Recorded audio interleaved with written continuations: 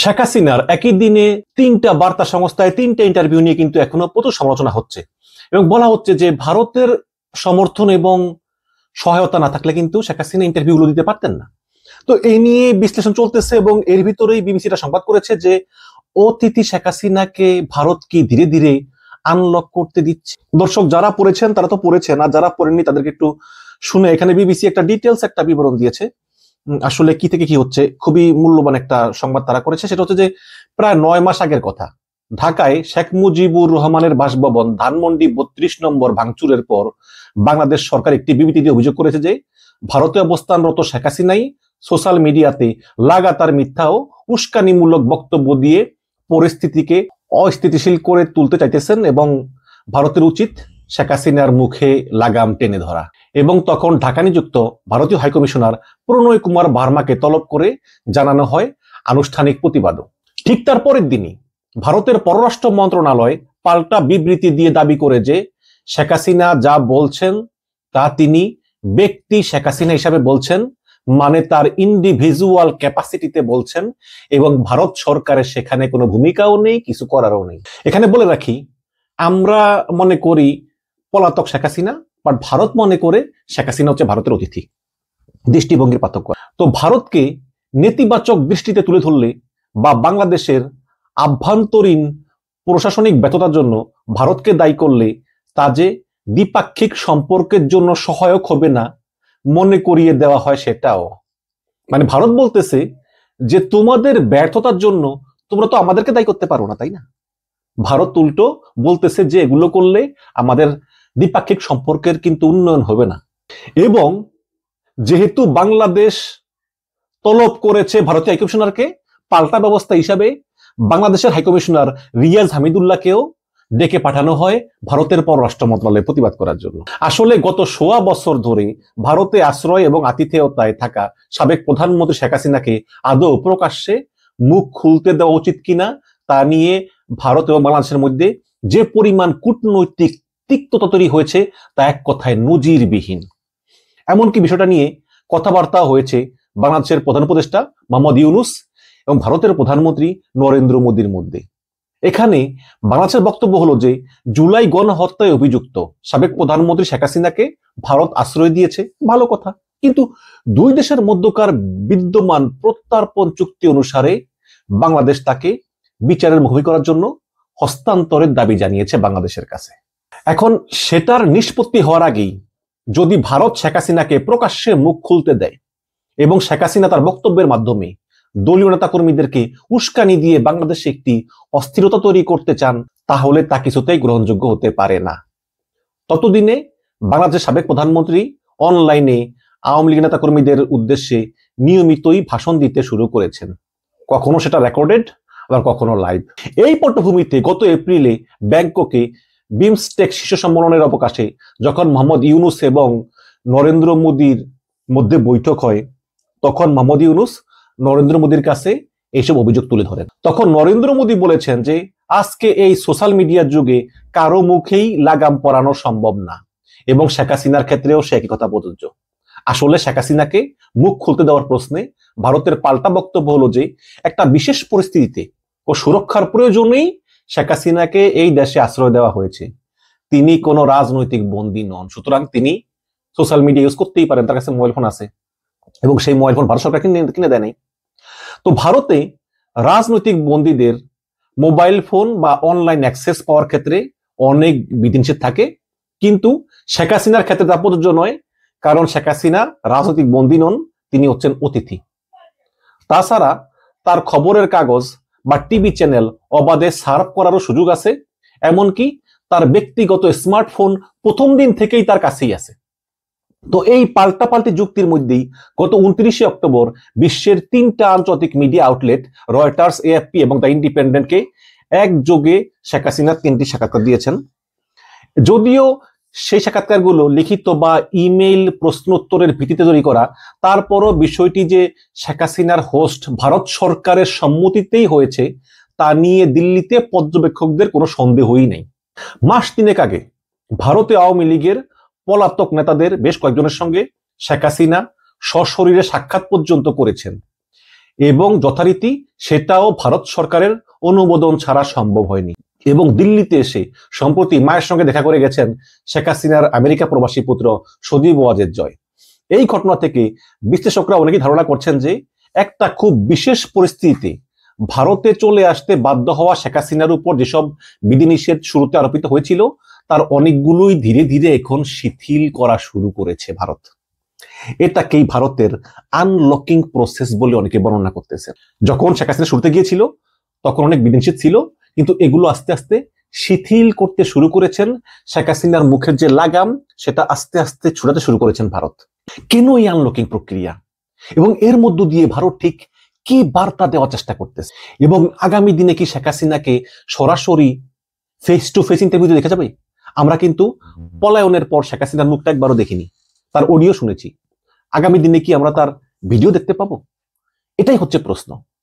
এখন ভারতের দিল্লির শীর্ষস্থানীয় think tank Manohar Parrikar institute for defence strategy analysis, সংক্ষেপে IDS এর সিনিয়র ফেলো স্মৃতি পট্টনায়ক বাংলাদেশ নিয়ে গবেষণা করতেছেন অনেক বছর ধরেই।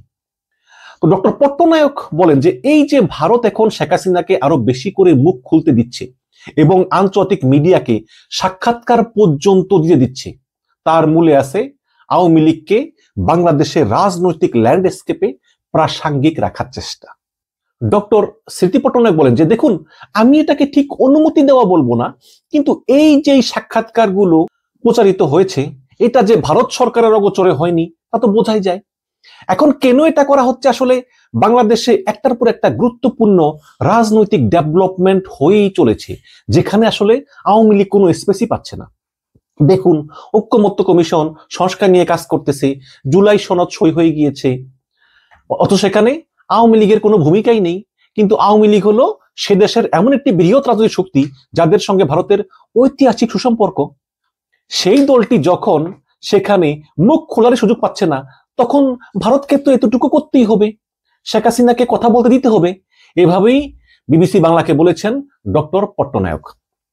এবং তিনি আরো মনে করে দিচ্ছেন যে বাংলাদেশের মুক্তিযুদ্ধে যে জামাত ইসলামের ভূমিকা নিয়ে আজও বিতর্ক অব্যাহত, তারা পর্যন্ত এখন সেই বাংলাদেশের রাজনৈতিক মিথস্ক্রিয়া একটি গুরুত্বপূর্ণ কণ্ঠস্বর উঠেছে, অথচ আওয়ামী লীগে সেখানে উপস্থিত। এখন এই আওয়ামী লীগ যে গুনখুম করে গেছে এগুলো আবার কে বলবে? এই পট্টনায়ককে। তো পট্টনায়ক বলেন যে আমার ধারণা ভারত এটা বুঝতে পেরেছে, আর সেই উপলব্ধি থেকেই শেখ হাসিনাকে এখন আরো বেশি করে কথা বলতে দেওয়া হচ্ছে, কারণ এখনো আওয়ামী লীগের নেতৃত্বে যে শেখ হাসিনাই শেষ কথা এতে কোনো সন্দেহ নাই, এবং এটাই ভারত এস্টাবলিশ করার চেষ্টা করতেছে বলতেছেন ডক্টর স্মৃতি পট্টনায়ক। এবং ঢাকায় ভারতের সাবেক হাইকমিশনার রিবা গাঙ্গুলি দাস তিনিও মনে করেন যে শেখ হাসিনার এসব বক্তব্য আসলে আওয়ামী লীগ নেতা কর্মীদের মনোবল চাঙ্গা করাই উদ্দেশ্য। সামনে নির্বাচন আসছে, ফলে হাতে খুব একটা সময়ও নেই। আচ্ছা, সামনে নির্বাচন আসছে, আওয়ামী লীগ তো অংশ করতে পারবে না, কাজে হাতে খুব একটা সময়ও নেই, মানে এটা তিনি রিবা গাঙ্গুলি কি বলছেন আমি বুঝতে পারলাম না। তো রিবা গাঙ্গুলি বলেন যে দলটির শীর্ষ নেতারা দেশে নেই এবং সামনের নির্বাচনে তারা লড়ারও সুযোগ পাচ্ছে না। এই পরিস্থিতিতে ভারতে থাকা শেখ হাসিনার পক্ষে যতটুকু যা সম্ভব তিনি তাই করতেছেন এবং তাতে ভারতও আর আপত্তি জানাচ্ছে না। তবে ভারতের এই সিদ্ধান্ত বাংলাদেশ এবং ভারতের দ্বিপাক্ষিক সম্পর্ককে আরো বিষিয়ে তুলতে পারে, এই আশঙ্কা অনেক পর্যবেক্ষকই মনে করতেছেন।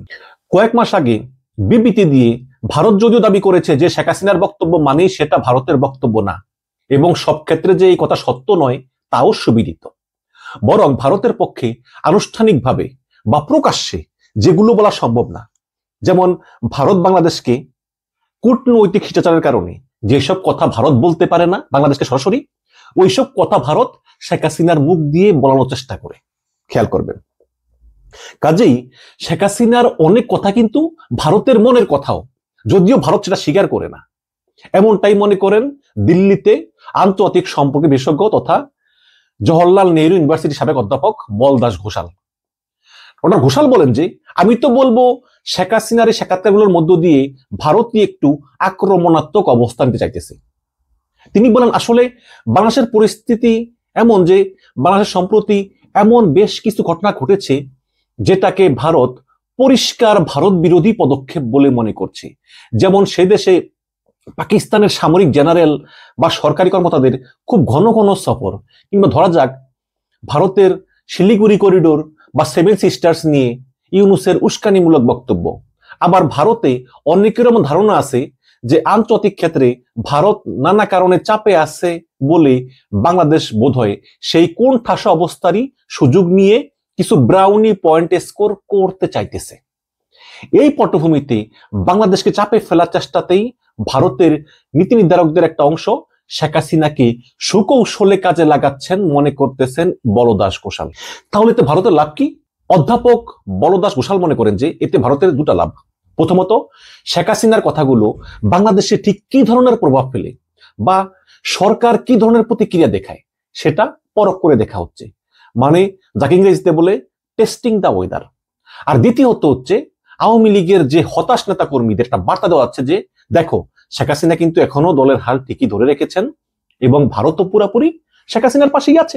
ফলে অন্যভাবে বললে শেখ হাসিনার এইসব সাক্ষাৎকারের মধ্য দিয়ে ভারতেরও কিছু স্বার্থ চরিতার্থ হচ্ছে, এমনটাও অনেকে মনে করতেছে। আবার লন্ডন ভিত্তিক লেখক এবং জিও পলিটিক্যাল অ্যানালিস্ট প্রিয়জিৎ দেব সরকার ভারতে শেখ হাসিনার প্রথম দিন থেকে আজ পর্যন্ত শেখ হাসিনার অবস্থানের দিকে তিনি গভীরভাবে নজর রাখতেছেন এবং তা নিয়ে তিনি লেখালেখি করতেছেন। তো তিনি বলেন যে শেখ হাসিনা ভারতে পা রাখার পরপরই তাকে যেভাবে কঠোর গোপনীয়তা এবং নিচ্ছিদ্র নিরাপত্তায় মুড়ে ফেলা হয়েছিল তার সঙ্গে কোভিড লকডাউনের অনেকটা মিল আছে। মহামারীর সময় লকডাউনে যেভাবে রাতারাতি সব বন্ধ করে দেওয়া হয়েছিল, মানুষকে বাধ্য হয়ে গৃহবন্দী হতে হয়েছিল, শেখ হাসিনার ক্ষেত্রে ব্যাপারটা ছিল অনেকটা সেরকম। এবং কোভিড নিয়ে সরকার যেমন কোনো ঝুঁকি নিতে পারেনি, তেমনি শেখ হাসিনার নিরাপত্তার সঙ্গেও আপোষ করা সম্ভব ছিল না।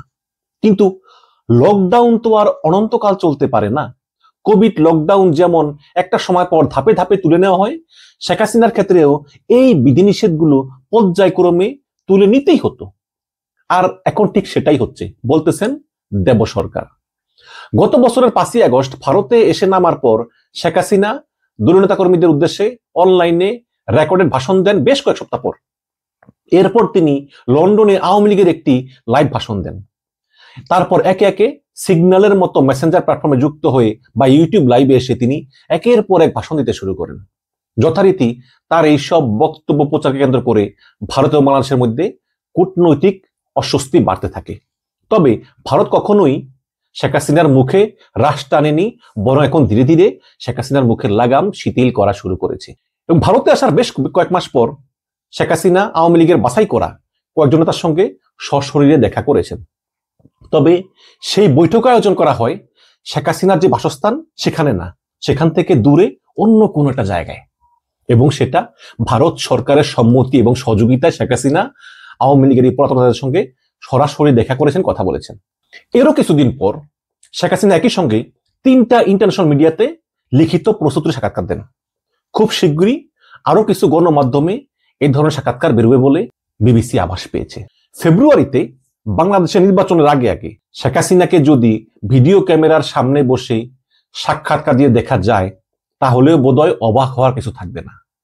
প্রিয়জিৎ দেব সরকার ঠিক এই কারণেই বলেছেন যে ভারত এখন তার এই বিশেষ অতিথি শেখ হাসিনার আনলকিং এর প্রক্রিয়া শুরু করে দিয়েছে, এবং এটা শেষ পর্যন্ত ভারত ঠিক কত দূরে এগোবে, এই ভারতের দিল্লিতে বসে শেখ হাসিনার প্রকাশ্যে চলাফেরা, অবাধ গতিবিধি বা রাজনৈতিক কর্মকাণ্ড সামনে তিনি কত দূর কি করতে পারবেন, তা অবশ্য আরো নানা ফ্যাক্টরের উপর নির্ভর করতেছে বলে মনে করেন এই প্রিয়জিৎ দেব সরকার।